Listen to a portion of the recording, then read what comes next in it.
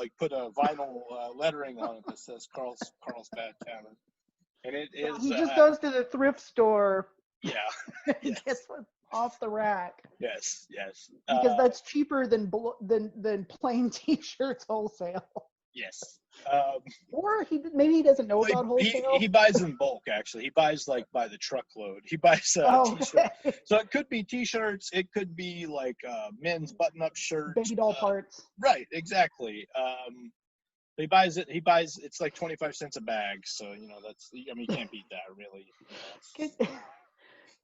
Have you noticed, like, that's the one thing. So everybody's probably, we all have associations in our head when we think about things. For some reason, thrift stores for me always say broken baby doll parts. Yeah. Because there's always that plastic bag that has like 2/3 of a baby doll in it. Maybe those 2/3 are still together. But you know what? That's actually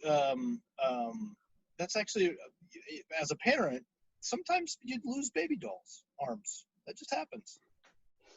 So, you just got to try to find a replacement. I might buy a bag of baby doll parts.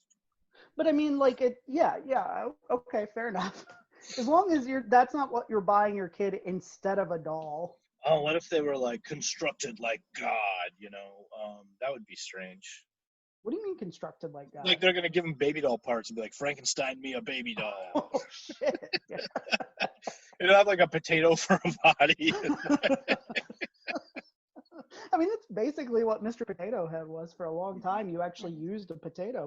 Potato, yeah. And then they were like, I guess we should probably, it's not very hygienic to have kids playing. This is disrespectful to the Irish. I don't know if they really cared about that. No, they didn't care about the Irish. Anyway, Carlsbad Tavern, go check it out. New Mexico. Check out his website. It's actually not a website. It is a website, but it's on GeoCities. Right. It's on like a server. I can't even pronounce it. Just Google it. You'll find it. Actually, you got to Bing it.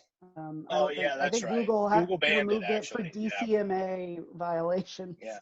Oh yeah, because when you go to the website, it plays a Kid Rock song, but just the first 15 seconds of it's like that one that's like, I want to be a cowboy, baby. Just over. But it's a MIDI.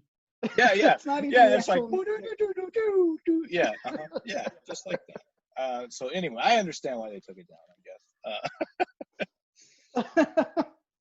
So anyway, Carl, we're rooting for you like hell. We hope the latest in a long line of businesses owned and named after their owners. That's small business, man. Backbone of America. Okay. Yeah. That's the backbone. The backbone is broken right now, but we got a real Nightfall situation going on here. We kind of do. The COVID took the world and just broke it over its Bane, broke it over its back. Anyway, broke its back over its knee. Did he do that in Dark Knight Rises? I haven't seen that one in a while. Yeah, he did. He absolutely did. With his muffled high voice. That okay. Yeah, that sorry, go ahead. No, what were we going to say? I was going to say, what if, I'm still wearing a mask when I go out and about, and every time I put a mask on, all I can think about is Tom Hardy's Bane. And I'm just wondering, how wonderful would it have been if we as a culture just all decided when we were still wearing masks, those of us, to just adopt the Tom Hardy Bane voice. Mm-hmm. To be like, I'd like a number one. I mean, that's the only time I'm leaving my house is to get drive-through. With a Dr. Pepper. Yeah, exactly. That's a very good Bane. One time, I shit you not, I was talking with my wife, our kids were gone. We had a date night or something like that. We were watching TV, and we were talking about that scene, and I in my best Tom Hardy Bane was like, the light was blinding, and I think my wife lost it.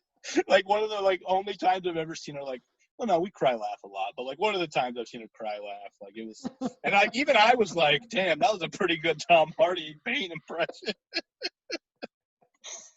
It's a good voice. I don't think it's actually a good voice. I think it was a bad choice. Oh yeah, no, absolutely. Like I mean, like I am glad that it's out in the culture. It was not good for like the character of Bane For in that movie, no. right? But I'm glad that it exists now in like the cultural lexicon, so that we can like talk like that, and people are like, "Oh yeah, Bane." And yeah, I feel like Tom Hardy is one of those actors I've just never really understood the appeal of, because it seems like his primary thing is just doing funny voices. Like even as Mad Max, he had kind of a weird, funny voice. It's like it's sort of like Johnny Depp. You know, it's like Johnny Depp is not an actor; he's a hat collection. You know, for the most part. He's a hat and bandana collection. Yeah. Or at least he was for a very long time after Pirates of the Caribbean. I guess in that Harry Potter knockoff or spinoff or whatever, he's got bleach blonde hair, but you know. Man, speaking of Harry Potter. Yeah. Wow, like I remember being like, what? Like I remember hearing about like some of that stuff like last year. And like, you know, I thought maybe like, you know, something had clicked, and she was like, "Oh yeah, my slip, y'all. I don't know what the fuck I was thinking." And then I read this, and I was like, "Damn, she was like doubling down on that shit." And like, you know, whatever. But Well, you know, yeah, it's like they say in The Dark Knight, who apparently is the guardian angel of this episode. You either die a hero or you live long enough to see yourself become the villain. She finally got old enough that she found herself on the wrong side of a social issue. Yeah, man. Can you believe that she is going to be the Voldemort of this? That's nuts. It is nuts because all she had to do to keep everybody loving her was not say that. Yeah. You know what I mean? Like she was so beloved. Yeah. And like I'm still wrestling with how to feel about Harry Potter in light of all this, right? Because like my kids love it, my wife loves it, I really loved it. I don't know. I don't know how to answer that. She's definitely like she's gone off the deep end on that. So right. Well, you know, I'm not a parent, but I was a teacher for a while of high school, well, young college students. So they're out of high school. You know, they're just barely. Yeah, exactly. They're essentially still babies. It's just now they live in dorms instead of with their parents. They're babies that can smoke cigarettes, although not anymore, actually. And buy pornography. If they can still do that, they can buy porn and vote. Although I don't know why they're buying porn because it's not the '90s anymore. But whatever. That's true. Why are you paying for it? Yeah. Just watch a couple ads. And then they will. They're smart kids. These Gen Z kids, they're fine. Yeah, I mean they're fucking out changing the world right now. So. But one thing I noticed, and I got really like I tried not to be mean about it, but like you know I taught creative writing, and it seemed like the only book you could count on these kids to have read was Harry Potter, and I suppose I should be grateful that they'd read anything at all. But there's also a point that's just like, oh my god, I'm so sick of talking about Harry Potter. Like, like when I loved the books, I was, you know, from the time I found out about them, which was in like 99, 2000, I was there for, you know, every midnight release. You know, I worked the releases for 5 and 6 when I was still at Barnes and Noble. But I felt like at that point, like it's okay to put it away, but like it just kind of kept going, and like there's this whole, you know, thing where adults are like, what house are you? And I'm like, I don't give a shit. Yeah. Like I don't know. I kind of got tired of it, and that's not really the book's fault or J.K. Rowling's fault. I think it just speaks to what a powerful impact they made, but also just as somebody who's writing novels now, it's like those books are wonderful, but you guys, there's so many other books. Yeah, I mean, I don't even read that many books anymore, and I like reading quite a bit. I tried to make time for it, and every once in a while I finish a book, which is good. You're more of a nonfiction reader these days, aren't you? I am, yeah. I would say most of my reading is even more like essays and like, you know, like I will read like someone's fucking 14-page essay on Medium like that, you know? Like I don't give a fuck. Like if it's got my attention, I'm there for it. But yeah, I am more of a nonfiction reader anyway. Yeah. That's just who I am now. Although Well, I still read fiction every once in a while. well, you know what the thing is, like, we're gonna have to, as a culture, and I'm not saying that it has to happen right away, but as a culture, we're gonna have to get to a point where we stop putting artists or any people on pedestals and just realize that everybody is flawed and fucked up and wrong about some things, Yeah.